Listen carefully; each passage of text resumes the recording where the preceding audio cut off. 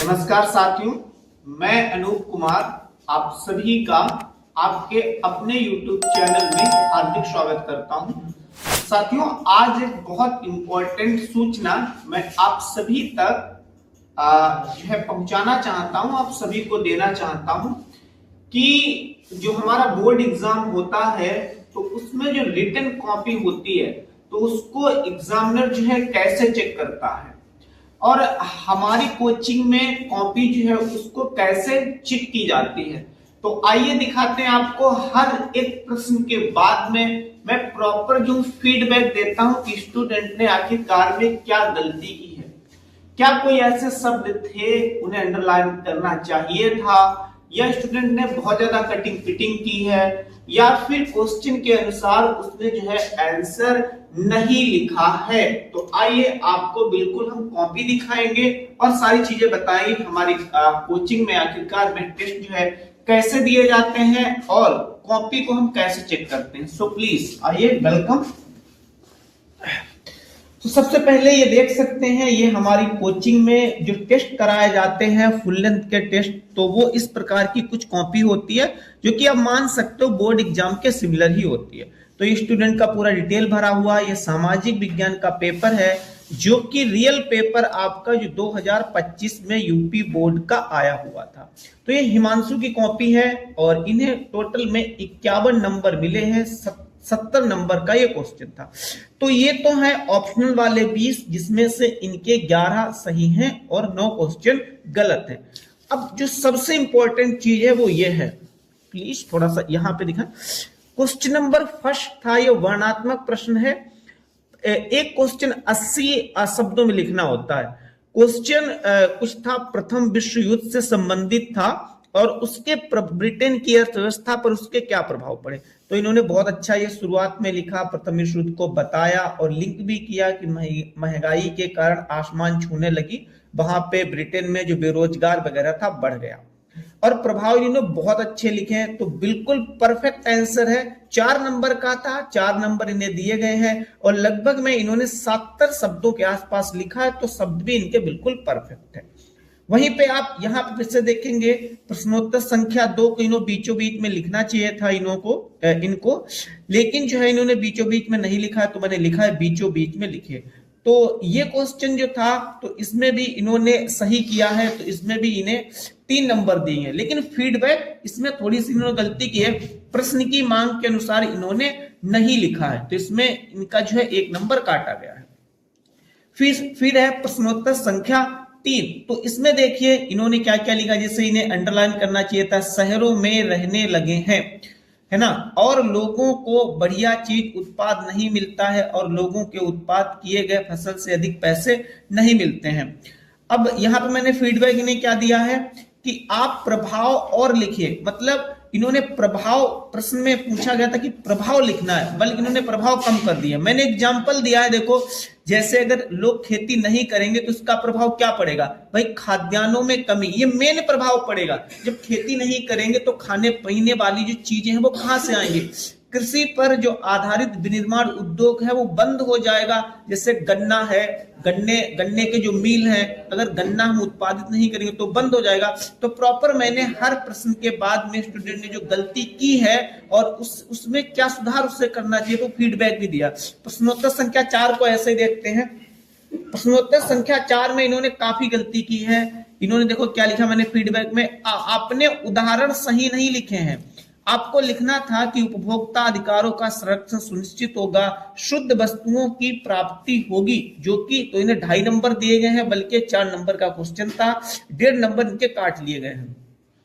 फिर है प्रश्नोत्तर संख्या 5। इसमें मारियान और जर्मेनिया के बारे में लिखना था, बिल्कुल इन्होंने सही लिखा है। मैंने लिखा भी है गुड, मैंने एक एक चीज चेक की है, कहीं पे कटिंग पिटिंग नहीं है, बिल्कुल कटिंग पिटिंग नहीं है, बिल्कुल सही लिखा। मौर्यन इटली का था, बिल्कुल इटली का था। एकीकरण करना इसका मेन मकसद था, तो वो भी इन्होंने लिखा है। और यहाँ पर उन्होंने थोड़ा सा गलत लिख दिया, तानाशाह शासक था, ये तानाशाह शासक नहीं था, इसलिए मैंने इस पे पेन चलाया है और बताया।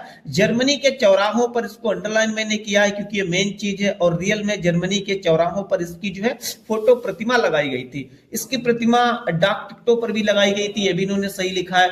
इन्होंने लगभग में ये सही लिखा है, तो मैंने 6 में इन्हें लॉन्ग टाइप का क्वेश्चन था 5 नंबर दिए हैं।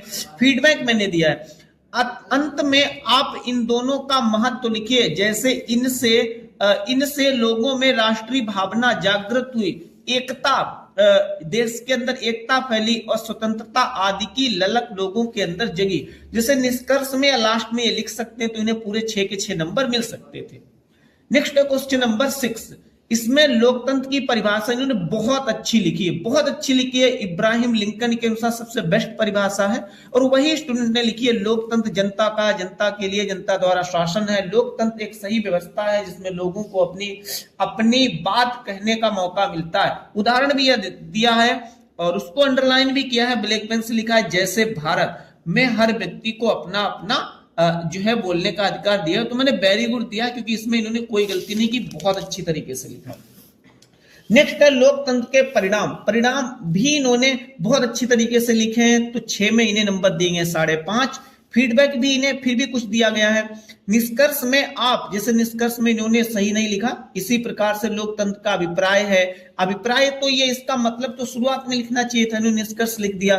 तो मैंने फीडबैक दिया, निष्कर्ष में आप इसके महत्व को लिख सकते हैं और आप अपनी सब सीमा को बढ़ाइए, क्योंकि इन्हें लिखना था 150 शब्दों में और ये हो रहे थे इनके 120 के आसपास, 130 हो, 135 हो, इस तरीके से होने चाहिए। फिर नेक्स्ट क्वेश्चन जल दुर्लभता को लेके था, तो इन्होंने उसका मतलब लिखा है, जहां पे अंडरलाइन करना था अंडरलाइन किया है, सही है इनका ये।